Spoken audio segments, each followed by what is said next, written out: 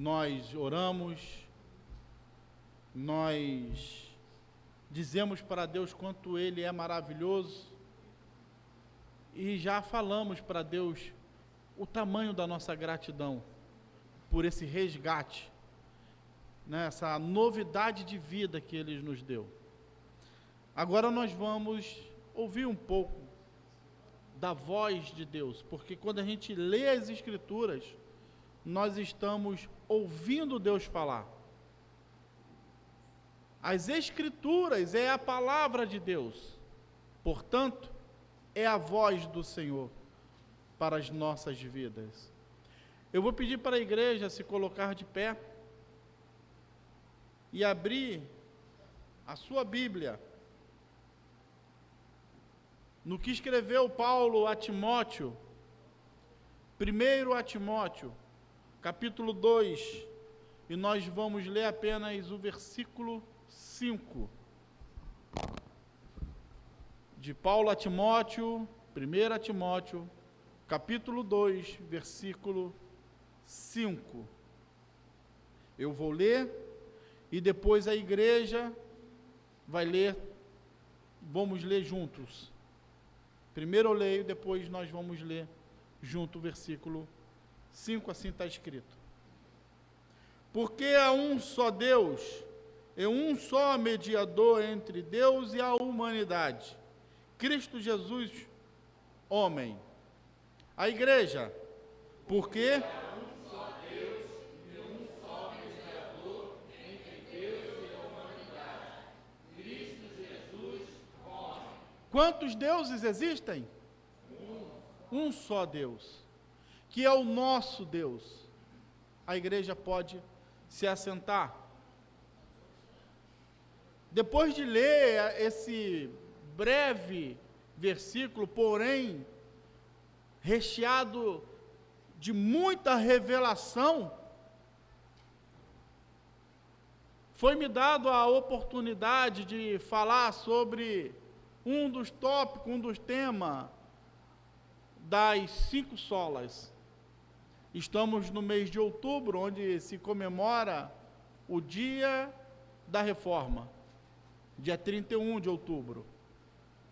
E já foi pregado aqui alguns outros tópicos da reforma protestante. E hoje nós vamos analisar um pouco e meditar um pouco solos Christus, que significa somente Cristo. Somente Cristo não precisa de mais nada. Nós não precisamos nos curvar a ninguém mais.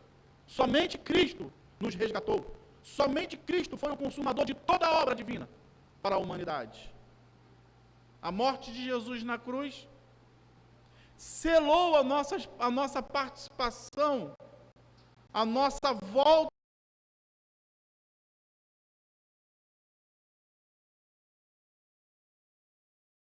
na comunhão com Deus, que havia sido quebrada no Éden. Através de Jesus Cristo, o plano da salvação de Deus foi cumprido por inteiro. Esse é o mês da reforma, e nós precisamos lembrar grandes verdades que transformaram a nossa fé, que transformaram as nossas vidas, nos reconciliando através do Evangelho, através da cruz com Deus. E uma dessas verdades nós já lemos e nós já declaramos que só existe um Deus, solos Cristo, somente Cristo. A reforma não foi só apenas um movimento que de separação dos dogmas que existia naquela época, mas foi uma volta do Evangelho pregado nos primórdios, nos tempos dos apóstolos e nos tempos a seguir dos apóstolos. Muitas heresias entraram dentro das igrejas, e as igrejas, para não perder o domínio e não perder o povo, embarcavam naquelas heresias. e foi se perdendo durante o tempo. Eu não quero entrar aqui na história da igreja, porque senão vai demandar de várias horas de tempos, e que seria um excelente tópico para um bom estudo. A história das igrejas. A história do pensamento cristão. Fica aqui uma sugestão para o conselho da igreja. Que é importante saber como aqueles homens pensavam, o que foi definido nos concílios, e como que eles voltaram para as Escrituras. Sola as Escrituras, solo Dio Glória, solos Christus. Martinho Lutero, ele afirma que ele é o centro e a circunferência da Bíblia. Cristo não é somente parte da história, ele é a própria história. Zwinglio, ele diz que Cristo é o cabeça de todos os crentes, os quais somos o corpo de Cristo. Porém, sem a cabeça que é Cristo, o corpo morre. Calvino, um dos grandes reformadores e aquele que sistematizou o nosso modo de pensar e agir, a nossa fé foi sistematizada. Quem não se contenta somente com Cristo, assim escreveu Calvino, procura algo além da perfeição absoluta. Ou seja, Cristo é a perfeição absoluta. Nós não precisamos de nenhum adendo. Ninguém intermedia além de Cristo. Essas palavras nos lembram o Cristo crucificado e suficiente, autor e consumador da nossa fé. Ele não precisa ser completado por nossas obras, a gente não ajuda. O que a gente faz porque somos salvos, não para sermos salvos. A obra que a igreja hoje realiza no mundo não é para ajudar a obra de Jesus na cruz, que foi incompleta, não. A obra que a igreja realiza no mundo, no Brasil, na Vila Nova, em São João de Meriti, na Baixada, no Rio de Janeiro, no Brasil, no Hemisfério Sul, no planeta Terra, não é para ajudar Cristo, mas é para declarar o que Cristo fez por nós.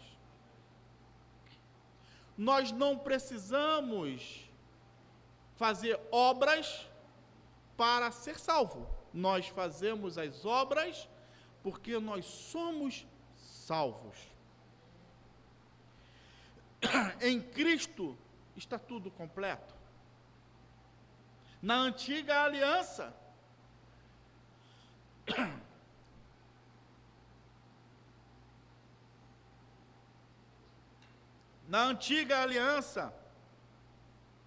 apontava para essa verdade já.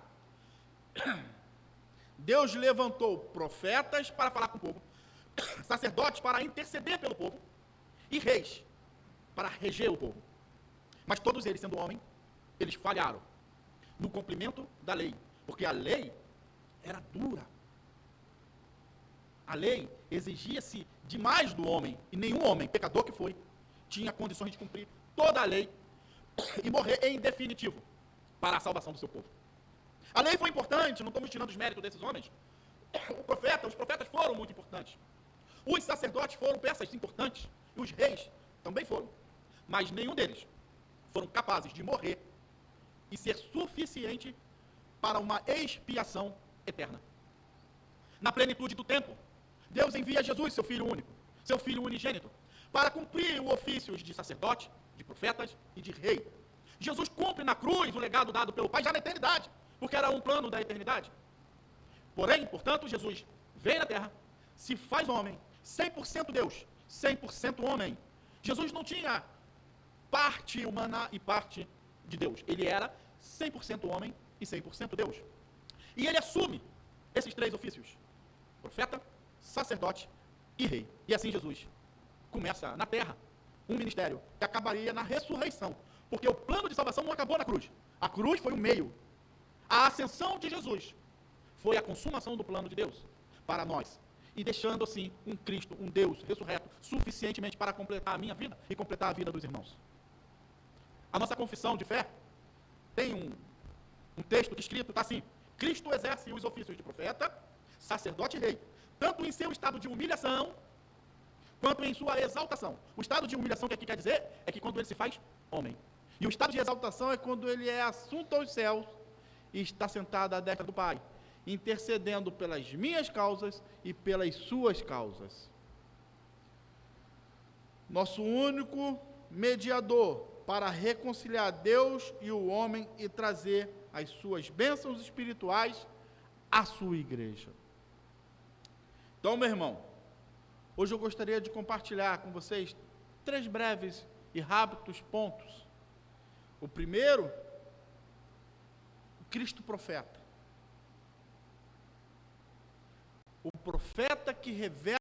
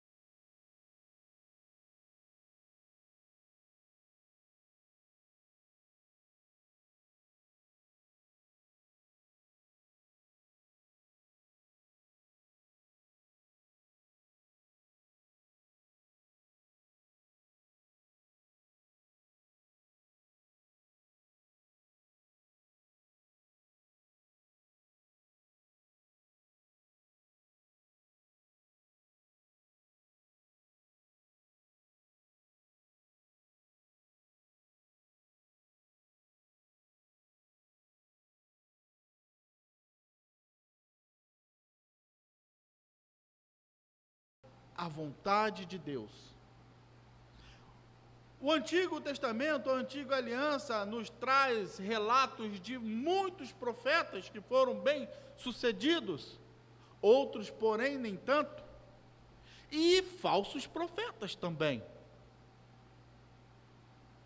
Profetas bem-sucedidos, que eu digo, aqueles que fizeram tão bem a vontade do Pai, que não passaram pelo gosto da morte. Quem lembra? Elias. Profeta que, mesmo não obedecendo a voz de Deus, foi fazer a vontade de Deus. Quem lembra? Jonas. E profetas que não profetizavam da parte de Deus, mas profetizavam para que o rei ou algum outros doutores da época escutasse e se sentisse bem. Quem lembra?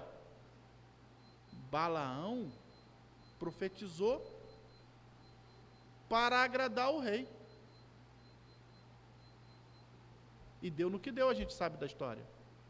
E Jesus, o profeta perfeito, Moisés foi um profeta. Moisés viu a glória de Deus pelas suas costas. Isaías viu o trono de Deus. Jeremias anunciou palavras de juízo e consolo, entretanto, nenhum deles resplandeceram por completo a vontade do Pai que tinha para com o homem. Eles não eram a imagem de Deus na terra.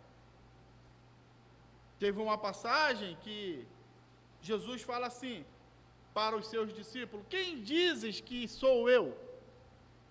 Estão dizendo aí que o Senhor é um profeta, como foi João Batista. Outros dizem que o Senhor é Elias, e outros dizem. Mas ele era a imagem de Deus na terra. Pai, mostra-me, Senhor, mostre-me o Pai. Vocês andam comigo por tanto tempo e não me conhecem? Não sabeis que aquele que vê a mim vê o Pai, e aquele que vê o Pai também vê a mim? Porque eu e o Pai somos. Essa foi a grande diferença do ministério profético de Jesus. Porque os outros profetas, mesmo eles sendo bem-sucedidos, eles não expressavam 100% a glória de Deus. E em Jesus isso foi completo. Jesus veio não apenas para falar das palavras de Deus, porque ele era a própria palavra de Deus. Jesus não veio apenas trazer uma mensagem, Jesus era a própria mensagem. Ele era o Deus encarnado, ele estava falando, ei, estou aqui convosco. Eu sou a plenitude de todo o tempo. Eu sou o alfa, eu sou o ômega. É Jesus. Nós não precisamos de nada mais. O profeta definitivo, que Hebreus 1:2 diz que, havendo Deus antigamente falado por muitas vezes e de muitas maneiras aos pais pelos profetas, nos fala agora, nos últimos dias, pelo seu Filho. A revelação perfeita de Deus. Tudo que a gente precisa saber sobre Deus está em Jesus Cristo. Tudo que a gente precisa andar com Deus está em Jesus Cristo. Os homens do passado foram importantíssimos para a nossa história e para a nossa fé. Mas Jesus foi esse divisor de água. Se não tivesse Cristo na terra, se Cristo não viesse na terra, ai de nós, meros pecadores, sem perspectiva alguma. Vivemos um tempo onde se busca muita revelação, muitas vozes, palavras proféticas.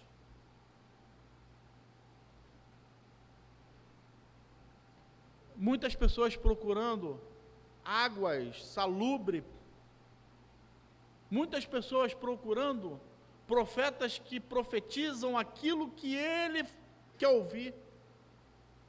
Muitas pessoas procuram ouvir o que se satisfaz, porque o que confronta não serve. Quando existe confronto de pecado, não serve. Quando existe confronto de personalidade, não serve. Quando existe confronto de modo de vida, de mudança de vida, não serve. Quero abrir um parêntese muito rápido. Eu estava com a Bianca, porque agora a gente está dando mandada todo segunda, quarta e sexta, amanhã não, vou terça, porque eu fiz os exames que deu errado. Estava até comentando com o presbítero Josemar. Então o médico falou assim, ó, fecha a boca e vai fazer exercício físico. Então, estou caminhando. E a gente estava escutando a rádio, uma famosa crente, que o trabalho dela é no carnaval, mas ela é crente. Vai para os trios elétricos, aí ela muda uma palavra lá, em vez do axé, ela fala amém, e acha que está tudo certo. Aí ela fala assim no rádio, mas é o meu trabalho, é o meu ganha-pão. Não crê em Cristo. Cristo não está sendo suficiente, o trabalho dela está sendo suficiente para ela. Porque não quer mudança de vida. A transformação que Cristo faz na nossa vida é por completa. Ele é o suficiente para fazer isso, mais nenhum outro. Cristo é o profeta supremo. Nenhuma nova revelação é necessária, muito pelo contrário, está escrito: se descer do céu um anjo e vos anunciar um outro evangelho, na qual eu vos anuncio, que seja anátema. Que seja o que, igreja? Anátema. E tem pessoas buscando uma nova revelação, um novo evangelho, um novo qualquer coisa. E as igrejas estão assim. Nós devemos orar, meu irmão.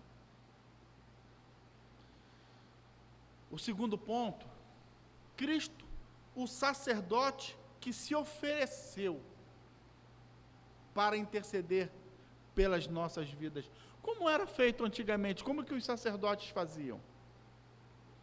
O povo pecava e, de acordo com o seu pecado, tinha lá um tipo de um animal, uma pomba, um cabrito, uma ovelha, um boi, o que fosse.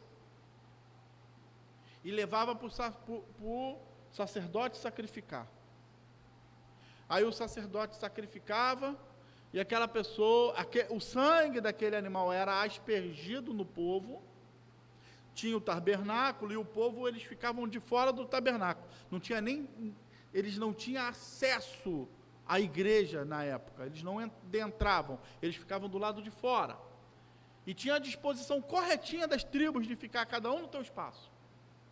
Cada um no seu quadrado. E o sacerdote, do lado de dentro do tabernáculo, no átrio, aspergia aquele sangue no povo, como remissão de pecado, e durava 1 ano. No ano seguinte, eles faziam isso de novo, e de novo, e de novo, e de novo. Mas Jesus, como o nosso sumo sacerdote, ele se entregou por nós, um sacrifício vivo, eficaz e eterno. O sangue que Cristo derramou na cruz nos comprou de volta para o Pai, temos acesso ao Pai. Quando a gente dobra os nossos joelhos em oração, quando a gente ora intercedendo por algum irmão, por alguém, por alguma pessoa, a gente fala direto com o Pai, em nome de Jesus, que é o nosso intercessor. O sacerdote era o mediador entre povo e Deus. Ele primeiro oferecia sacrifício por ele, para ele poder se purificar, e depois ele sacrificava para o povo. Mas tinha data de validade esse sacrifício, até o camarada cometer o próximo delito. E conforme ele cometia esses pecados, esses delitos, esses erros, à luz da lei, existia um tipo de punição. Teve uma quinta-feira que eu trouxe aqui os tipos de pecado no Antigo Testamento e como era a expiação desses pecados. Alguns pecados, nem expiação mais servia. Nem expiação mais dava jeito. Mas Jesus, como o nosso sumo sacerdote, dá jeito em tudo. A gente já escutou por aí um ditado popular que diz que para tudo tem jeito, menos para a morte. Mas até para a morte Jesus dá jeito. Até para a morte Jesus ele dá jeito. Porque nós éramos mortos nos nossos pecados e nos nossos delitos. E Jesus nos ressuscitou, nos deu vida com ele. Você está vivo, meu irmão, minha irmã, por causa de Cristo. Você hoje não é mais um moribundo, uma alma que anda por aí, uma alma penada, assustando. Mas você é um filho de Deus, comprado com preço precioso da cruz, com sangue da cruz. Jesus fez isso por nós. Ele não tinha necessidade nenhuma de se oferecer em sacrifício, mas ele fez isso. Por mim e por você. Cristo, o Cordeiro de Deus que tira o pecado do mundo. Cristo, o verdadeiro sumo sacerdote. Cristo, o nosso Cordeiro pascal. Hoje, ele está à destra do Pai intercedendo por nós, Lá em Romanos 8:34 diz o seguinte: Cristo Jesus, quem morreu, ou antes, quem ressuscitou dentre os mortos, o qual está à direita de Deus, e também intercede por nós. Quando o inimigo nos acusa, Cristo é o nosso advogado. Filhinhos, não pequeis, mas se pecais, tem um advogado. Quando o pecado nos pesa na alma, Cristo é o nosso perdão. Quando a culpa nos persegue, Cristo é a nossa justificação. Também eu abro aqui um outro parênteses, e é uma sugestão também para o conselho, trazer um estudo sobre a ordem salutis. O que é isso? A ordem da salvação. Como nós fomos justificados e salvos por Cristo. É belíssimo aprender isso. Muitos crentes ainda parece que não entenderam isso. E tentam se aproximar de Deus por várias maneiras, menos por Cristo. A gente sabe disso. Tem crente que não sai de casa sem antes ler aquela caixinha de promessas. Tem crente que não busca a Jesus em primeiro lugar para as suas decisões. Tem crente que, se não tomar a aguinha batizada, a aguinha consagrada, o seu dia vai ficar complicado. Tem crente que, se não pisar lá, sei lá, no sal grosso do Mar Morto, vai ter 100 anos de azar. Gente, é Cristo. Nós não precisamos de penduricalhos nenhum, absolutamente nada. Ele é o nosso sumo sacerdote. Foi Ele que rasgou o véu, foi por causa dele que o véu foi rasgado, para nos dar acesso direto ao Pai. O terceiro e último ponto: Cristo, o Rei que governa com poder e com justiça. Vivemos num mundo cheio de poderosos. Mas você já viu como que são esses poderosos? Como que são exercidos esses poderes? Primeiro, satisfaz a eles. Depois, satisfaz a eles. Por último, se sobrar, joga uma migalhinha para o povo. Nero fez isso muito bem em Roma. Pão e circo. Esses são os poderes que hoje governam o sistema desse mundo. Cristo é o Rei soberano. Todos os povos, todas a língua, todos os joelhos, todas as línguas e todos os joelhos se dobrarão ante ao Senhor. Todos confessarão que Jesus Cristo é o Senhor. Opa, como assim? O mundo todo vai estar diante de Deus. Uns para a condenação e outros para a salvação. Mas estarão diante do Senhor, se curvarão os poderosos, se curvarão diante de Deus. Em sua ressurreição, Jesus declara assim, toda autoridade me foi dada no céu e na terra. Toda a autoridade foi dada para Jesus.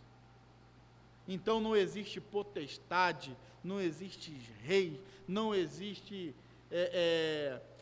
militância, não existe nada que supere o poderio do Senhor Jesus. Nós já experimentamos isso na nossa vida. Jesus é o Rei da nossa vida. É Ele que nos dá disposição ao amanhecer, e Ele nos trata com igualdade, com justiça, com longanimidade. Ele nos trata como um Rei bondoso trata os seus súditos, de maneira fiel. Nós muitas das vezes erramos e somos infiéis em alguma coisa, mas Deus permanece fiel através de Cristo. O mundo pode parecer totalmente desgovernado. País A atacando o país B, o presidente tal é mais poderoso e ameaça o país Y. Mas a gente pensa que isso está fora do controle de Deus? Não está, não. Está tudo na mão de Deus. Todos os poderes estão em suas mãos. Nada escapa da vontade do Senhor. Esse rei vai voltar. Esse rei vai voltar. Maranata. Maranata, Senhor Jesus. Esse rei vai voltar para te buscar, para me buscar, para com ele eternamente morarmos num reino igual, num reino sem luta, sem choro, sem trevas, sem medos. A morte não estará mais lá, o nosso choro será choro de alegria, porque nós estaremos na presença do Pai para sempre.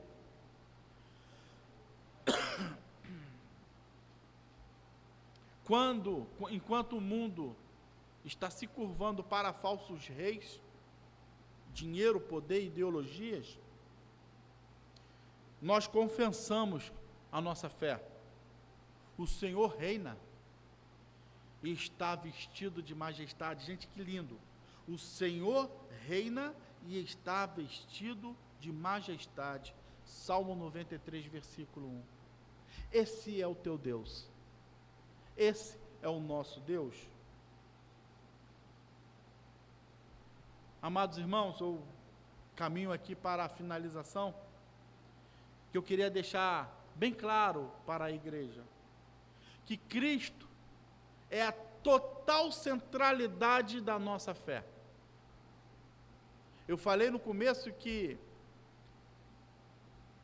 vou até lá e vou repetir as palavras.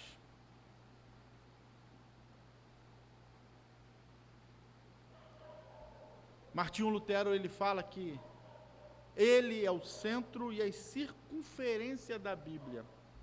O que isso significa? Que Jesus, além de ser o centro da Bíblia, tudo aquilo que orbita também está no controle de Deus, também está no controle de Jesus. Tudo que é circunferência também está sobre o domínio de Jesus. Toda autoridade foi me dada no céu e foi me dada na terra. Tudo que precisamos está nele. Ele é suficiente para tudo em nossas vidas. Suficiente para nos perdoar, suficiente para nos sustentar e suficiente para reinar em nossas vidas. A reforma nos lembrou que a igreja do passado, ele não precisava mais de um mediador humano, mas um mediador divino. O racha da igreja, principalmente, foi esse. Porque os poderosos, os clérigos da época, dominava o que lia e o que ensinava para o povo. Ninguém ia a lugar nenhum se não passasse pelo o Papa. Tudo estava centralizado no poder de um homem. E aqueles reformadores, eles não precisavam mais de um mediador humano, que não podia fazer nada, mas de Cristo Jesus, que é o eterno e verdadeiro mediador. Não precisamos de méritos próprios, mas da graça que flui da cruz. Não precisamos de um evangelho misturado, cheio de coisas, mas da pura verdade que é somente Cristo. Que a nossa fé não esteja nos sistemas, em pessoas ou tradições, mas no Cordeiro que vive e que reina para todo o sempre. Porque conforme nós lemos em 1 Timóteo 2,5, porque há um só Deus, e um só mediador entre Deus e homem, Cristo Jesus, homem. Solos Christus, somente Cristo, por meio de Cristo, o nosso profeta, o nosso supremo sacerdote e o nosso rei. Que Cristo abençoe a vida de cada um dos irmãos, porém antes eu gostaria de, antes de terminar, fazer um exercício de fé. O presbítero Josimar, ele me pediu para convocar a igreja, aqueles que quiserem, vamos orar, vamos interceder para aqueles que estão fracos na fé, para os enfermos, vamos interceder pelos nossos vizinhos, vamos interceder pelo nosso país, pelo nosso bairro, vamos orar, meus irmãos, para que Deus traga visão para aqueles que estão cegos ainda neste mundo, que estão sem rumo e que não tem um Deus, e que nós podemos oferecer esse Deus. Aquele que sentir vontade de vir aqui na frente, os presbíteros também estarão aqui, orando e intercedendo por cada um do pedido que sairão do coração de vocês. Quem quiser, quem tiver à vontade,